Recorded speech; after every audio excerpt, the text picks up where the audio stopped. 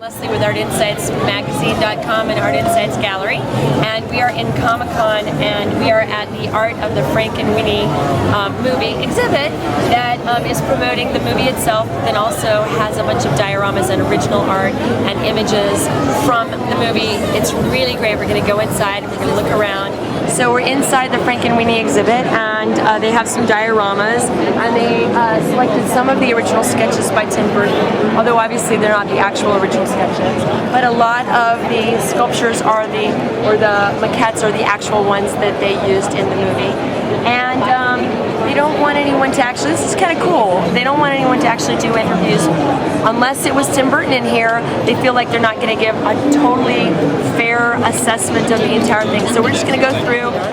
It's been hugely successful, and you know, not in small part from having the art of Tim Burton at MoMA. So you can see some of the images that are the original sketches, some of which are from the 1984 and some of which are from the new full-length feature that's about to be released.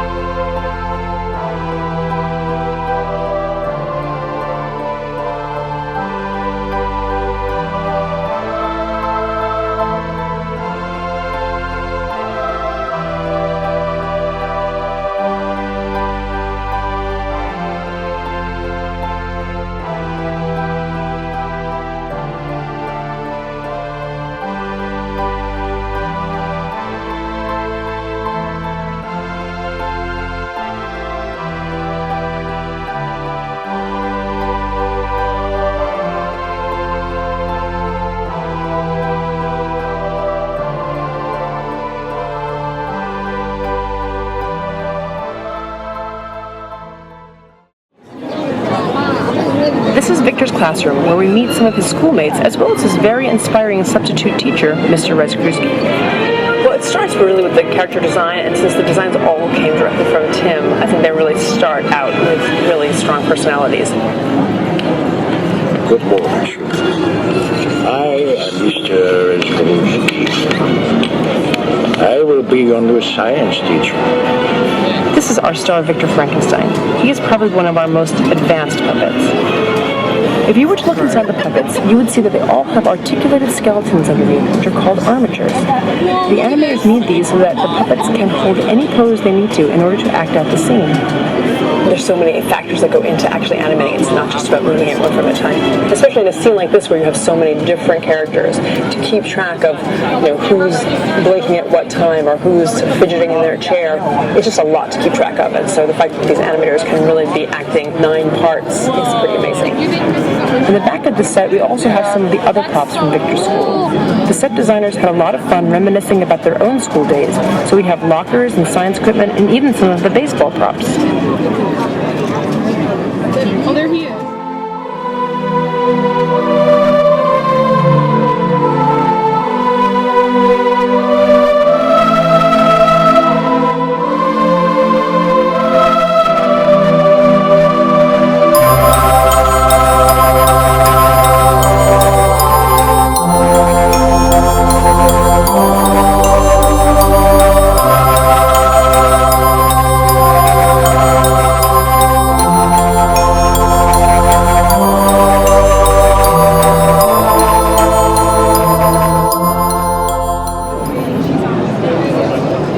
This is the Frankenstein family kitchen set, which shows the normal suburban life that Victor has grown up in. This particular set took maybe 2 or 3 days to dress it for a shot. A lot of the props in here are just really charming, and the crew has tried to add details and nuances to make it look lived in and personal. Look at the little postcard from London, an homage to where we made the movie, and all the funny touches like the knife rack and the rooster plates. It really showcases the mid-century modern nostalgia of the time when Tim was a young man. Your friend is here. Edgar? In here we have a showcase of the props. We start on this side with like dad-centric props. You know, your hi-fi stereo, some tools from the garage, obviously the records, and then it kind of transitions over to mom props. You know, one of our scenes takes place in the family's eating fondue, which is such a 1970s kind of thing. And we have our little fondue pot full of sizzling melted cheese. You like to do the science, and that's great.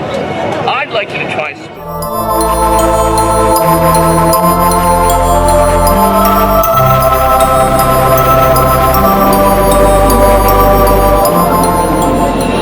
This is Victor's attic.